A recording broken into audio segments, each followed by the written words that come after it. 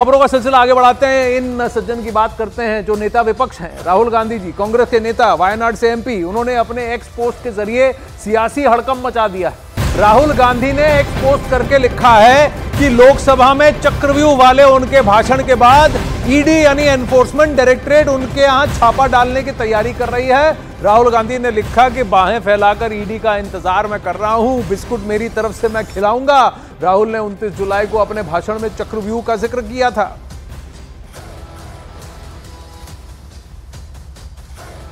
तो राहुल गांधी का एक्स पर यह पोस्ट ये कह करके देखिए, मेरी बात चक्रव्यूह वाली बात लगता है किसी को पसंद नहीं आई, भाषण पसंद नहीं आया, इसीलिए एनफोर्समेंट डायरेक्टरेट मेरे यहां रेड करने की तैयारी कर रही है। राहुल गांधी का सोशल मीडिया प्लेटफॉर्म एक्स पर यह बहुत बड़ा दावा।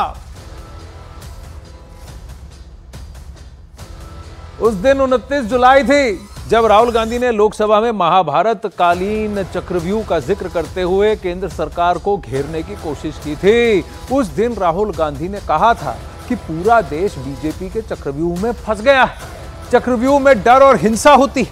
21वीं सदी में नया चक्रव्यूह तैयार हुआ है। नया चक्रव्यूह कमल के शेप का है। इस चक्रव्यूह में 6 लोग शामिल हैं। चक्रव्यूह को बनाने वाले गलतफहमी में हैं। मोदी सरकार ने अग्निवीर के चक्रव्यूह में उन्हें फंसा दिया है।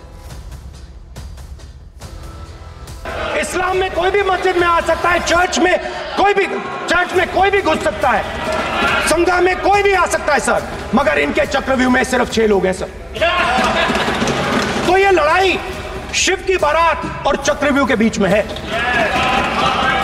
हम चक्रव्यूह तोड़ते हैं, हम चक्रव्यूह तोड़ने का काम करते हैं। मनरेगा, हरी क्रांति, आजादी, कॉन्स्टिट्यूशन, ये चक्रव्यूह को तोड़ने के काम है। इससे देश में खुशी आती है, डर मिटता है, कॉन्फिडेंस आती है। आप पद्मव्यूह चक्रव्यूह बनाने का काम करते हो। चक्रव्यूह शिव की बारात को हरा ही नहीं सकता है। आप अपने इतिहास को देखिए, आप अपने आप को हिंदू कहते हो, आप हिंदू कहते हो, आप हिंदू धर्म को समझते नहीं हो।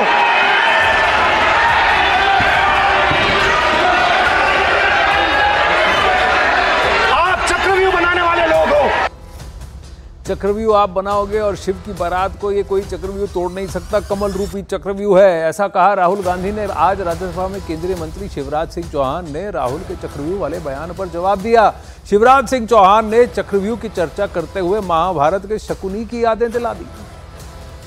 उपसभापति जी, हम किसी को छेड़ते नहीं है, लेकिन अगर कोई छेड़ दे तो फिर छोड़ते भी नहीं।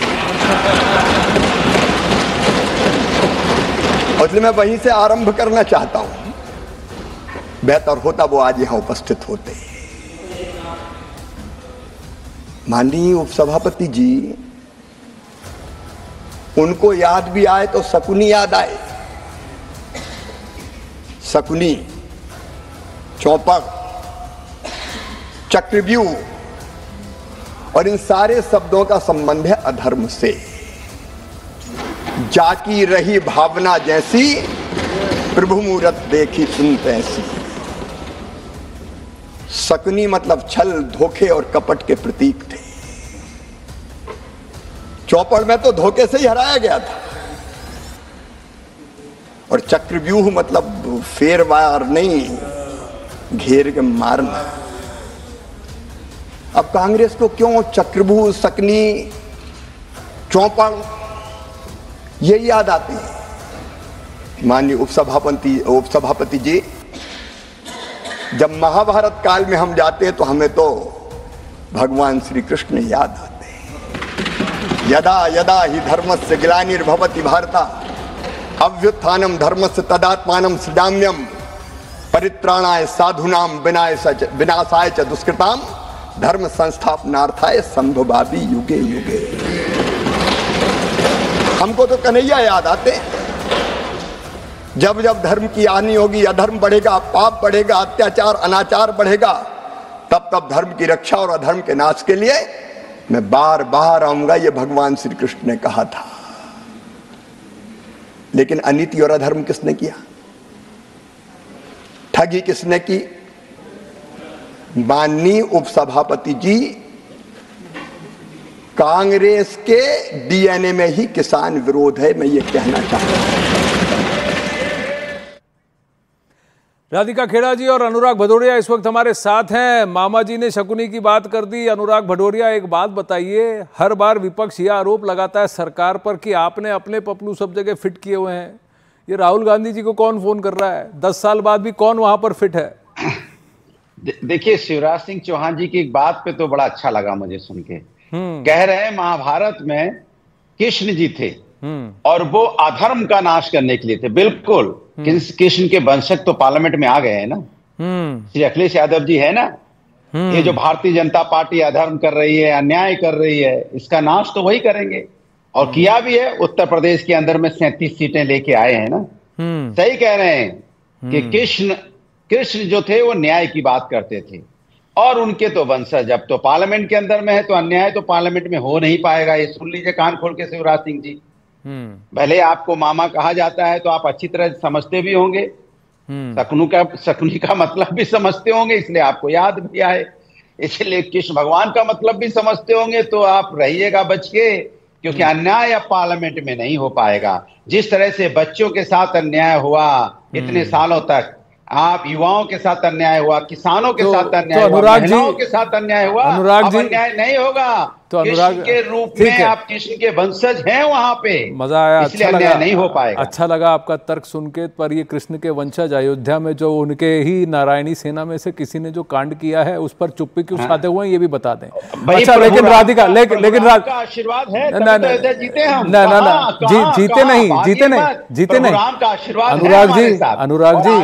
अनुराग जी, वो पीड़िता जो है ना, वो पीड़िता गोरखनाथ मठ के महंत के पास गई है मदद मांगने के लिए। समाज के अंदर कृष्ण के वंशज के पास नहीं गई, क्योंकि कृष्ण के वंशज ने तो अभी तक चुप्पी साध रखी है। सुन लीजिए, कृष्ण के वंशज ने जो उनकी सेना के किसी व्यक्ति ने जिस तरीके से व्यवहार किया, एक नाबालिग बच्ची के साथ दुष्कर्म किया, उसके बाद जो चुप्पी साधे हैं, तो वो धर्म है कि अधर्म है वो भी आप बता दें। नहीं, वो धर्म है कि अधर्म है वो भी बता दें। लेकिन अभी लेकिन विषय वो नहीं।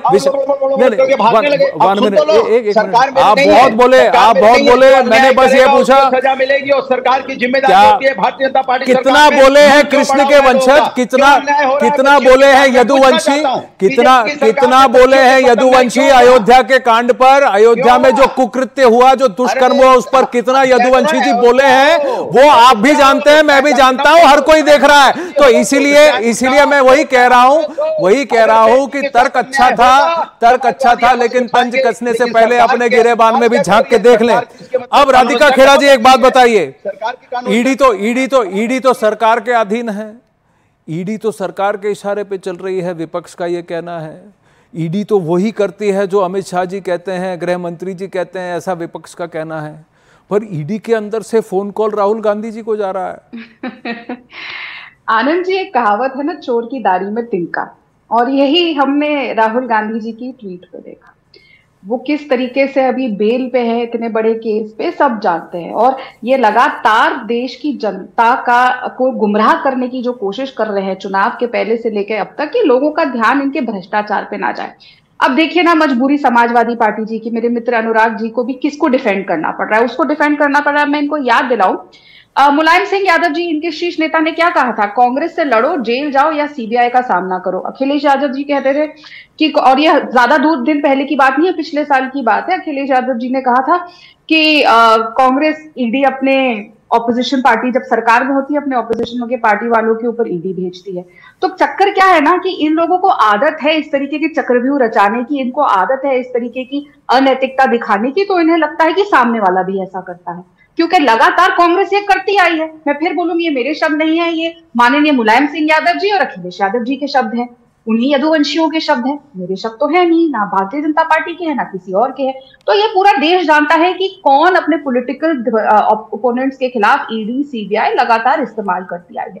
अब राहुल गांधी जी ने तो संसद में भी जाके बोला चक्रव्यूह, उनको ऐसी थोड़ी बालक बुद्धि का है जिनको यही नहीं पता चक्रव्यूह के 7 द्वार थे और 7 योद्धा थे उसमें, 6 नहीं थे। उनको यही नहीं पता कि 6 द्वार और 6 योद्धा नहीं थे।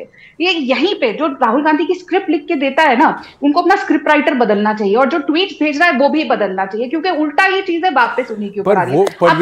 एक और साथी ने आप लोग तंज कसते रहे, पर ठीक है, इस प्रश्न का उत्तर दे दे कि ये आपकी सरकार के अंदर उधर खबर भेजने वाला कौन है? अगर ये सत्य है तो 10 साल बाद भी अगर विपक्ष ये कहता है कि सब कुछ इस सरकार ने कंट्रोल कर रखा है, वो भी गलत है। देखिए, राहुल गांधी जब हारते हैं ना तो वो लोगों पे इल्जाम लगाते हैं, वो हमारी संस्थाओं पे इल्जाम लगाते हैं। अगर चुनाव के नतीजे, अगर इनकी 99 सीट्स नहीं आई होती तो ये रो रो के गा रहे होते कि जी इलेक्शन कमीशन ने धांधली कर दी, ईवीएम में गड़बड़ है। कोई ईवीएम के बारे में बात कर रहा है? एक आपको कांग्रेस से दिख रहा है ईवीएम के बारे में बोल रहा है? अभी अनुराग जी बैठे हैं, ये बोल रहे हैं क्या ईवीएम के बारे में? कहीं ईवीएम की चर्चा ही नहीं हो रही। अब ईवीएम ठीक हो गई क्योंकि इनकी 99 सीटें आ गई। तो ये लोग जहां जहां इनको दिखता है ये फंस रहे हैं। अब इनको दिखाई दे रहा है कि इन्होंने एक और जो भ्रम रचा ट्वीट करके कि मैं और मेरी बहन जा नहीं पा रहे हैं वायनाड, और देखिए कह रहे हैं कि वहां पे प्लेन लैंड नहीं हो सकता। लेकिन हमारे यूनियन मिनिस्टर साहब जॉर्ज कुरियन जी वहां पहुंचे, आरएसएस के वर्कर वहां पहुंच गए। तो राहुल गांधी चाहते और प्रियंका गांधी चाहती तो वहां पहुंच जाते, लेकिन अब उनको उस चीज के ऊपर से ड्रामा हटाना है। तो एक बात बताइए, उत्तर प्रदेश में हो, सेंटर में हो, सरकार भले ही किसी की हो, सिस्टम किसके कंट्रोल में है? अनुराग ठाकुर। और अगर ये है तो फिर सिस्टम तो किसी के इशारे पे चल रहा है। देखिए, एक चीज तो आप मान के चलिए कि भारतीय जनता पार्टी से देश नहीं संभल रहा है, क्योंकि ये सत्ता के नशे में, भ्रष्टाचार में और चोरी डकैती में इतने डूबे पड़े हैं कि इनको जनता की कोई चिंता ही नहीं है। देखिए, मैं अभी भी कहता हूं, ईवीएम अगर हम 80 के 80 जीतते तब भी ईवीएम पर सवाल उठाते, आज भी उठा रहे हैं ईवीएम पर सवाल। और जो आप बात कह रहे हैं आदरणीय नेताजी की और श्री अखिलेश यादव जी की जो बात कर रहे हैं, ये आपकी लाचारी, कमजोरी और आपकी बेबसी इससे झलकती है, क्योंकि आप मुद्दों को, आप वो बातें कर रहे हैं कि हम क्या किसके बारे में कहते थे। अरे भैया, हम तो एक हैं, ये हिंदुस्तान है। किस लिए एक है पता है? क्योंकि भारतीय जनता पार्टी ने समाज के अंदर में अन्याय फैलाया है। अन्याय हो रहा है जनता के साथ, अधर्म हो रहा है जनता के साथ। ये जब अधर्म और अन्याय फैलता है तब हिंदुस्तान की जनता एक होती है। हम जनता के हिस्सा हैं, हमारी पार्टियां अलग हैं, हम मानते हैं मेरी पार्टी अलग है, हम एक दूसरे के सामने लड़े भी हैं, लेकिन आज राष्ट्र बचाने की लड़ाई है। जब राष्ट्र बचाने की बात होती है तो हम सब एक होते हैं, और होना भी चाहिए। और भारतीय जनता पार्टी को भी ये बात समझ में आनी चाहिए कि अयोध्या में 12 साल की बच्ची के साथ अन्याय किसने किया? हरदोई में अन्याय किसने किया? गोमती नगर में महिला को स्कूटर से घसीटकर नीचे गिराकर अन्याय किसने किया? वो दुर्व्यवहार किसने किया? क्या वो भी उनको भी आप यदुवंशी कहेंगे? उनको भी आप कृष्ण के वंशज कहेंगे? और अगर नहीं तो कृष्ण के वंशज इस पर चुप्पी क्यों साधे हुए हैं? ये प्रश्न भी मैं पूछूंगा। लेकिन एक बात है, राधिका खेरा जी, एक बात बताइए कि अगर सरकार कुछ कार्रवाई करने वाली है और अभी भी घर के बेदी आपकी तरफ बैठे हुए हैं, आपको लगता है आप कंट्रोल में है, लेकिन सिस्टम तो कोई और कंट्रोल कर रहा है, वार्निंग तो किसी और को जा रही है। पहले अरविंद केजरीवाल जी कहते थे देखिए सत्येंद्र जी जाएंगे, देखिए मनीष सिसोदिया जाएंगे, देखिए अब मेरा नंबर आएगा, और वैसा ही होता रहा। अब राहुल गांधी कह रहे हैं देखिए अब मेरे घर आएंगे। राधिका खेरा। आनंद जी, आपका साधुवाद, आपने ये बात बोल दी, मैं बोलने ही वाली थी। राधिका खेरा, मैंने जैसा कहा ना शुरुआत में कि चोर की दाढ़ी में तिनका, उन सबको पता था। राधिका जी तो बोल रहे हैं, अनुराग जी, अरे नहीं, राधिका जी तो बोल रहे हैं, राधिका जी तो बोल रहे हैं, राधिका जी तो बोल रहे हैं, राधिका जी तो बोल रहे हैं। आप मेरे ऊपर बोलते रहते हैं अनुराग जी, कोई बात नहीं, राधिका जी को तो बोलना, राधिका जी तो बोल रहे हैं, राधिका जी तो बोल रहे हैं, राधिका जी तो यहाँ तो आप महिला का सम्मान करें, यहाँ तो आप महिला का सम्मान करें, यहाँ तो आप महिला का सम्मान करें, यहाँ तो अपनी बहन का सम्मान करें। राधिका जी बोलिए। जी, जैसा मैं कह रही थी कि आपका बहुत बहुत साधुवाद, आपने ये बात उठाई। देखिए, लगातार अरविंद केजरीवाल इसलिए ये कहते थे क्योंकि उनकी चोर की दाढ़ी में तिनका वाली कहावत उन पे बिल्कुल सटीक बैठ रही थी, और यहाँ पे भी वही हो रहा है, क्योंकि इन लोग जानते हैं अंदर से, चोर तो जानता ही है ना कि उसने कहाँ कहाँ डाका डाला है और क्या क्या गलतियां करी है। अब वो कह नहीं सकता क्योंकि उसको डर है पुलिस का, तो वो पहले ही करने लग जाते हैं। लेकिन देखिए, अगर राहुल गांधी जी ऐसा कह रहे हैं तो उनको तो आके नाम बताना चाहिए कि कौन है वो अधिकारी जिन्होंने इनको ये बताया है, क्योंकि ये पूरे देश हित का मामला है। अगर आप देश प्रथम, राष्ट्र प्रथम कहते हैं और कहते हैं कि हमारे लिए राष्ट्रवाद सबसे ऊपर है, तो आपको आगे बताना चाहिए कि किसी भी इंटेलिजेंस एजेंसी में अगर ऐसी लीकेज हो रही है, ये देश के लिए बहुत खतरनाक है, तो उनको उसका नाम सामने करना चाहिए और बताना चाहिए। लेकिन थोड़ी बताएंगे, क्योंकि देखिए कांग्रेस को ये मंजूर नहीं, कांग्रेस को ये मंजूर, देखिए कांग्रेस को ये मंजूर नहीं कि आरएसएस के लोग सरकार में या एडमिनिस्ट्रेशन में आए, लेकिन उनको हमेशा ये मंजूर है कि उनके खबरी हमेशा हर जगह बैठे रहें, क्योंकि उनका दरबार लगा रहा है। ये तो हर किसी राजनीतिक पार्टी का यही ये रहता है कि हमारे लोग हर जगह होने चाहिए।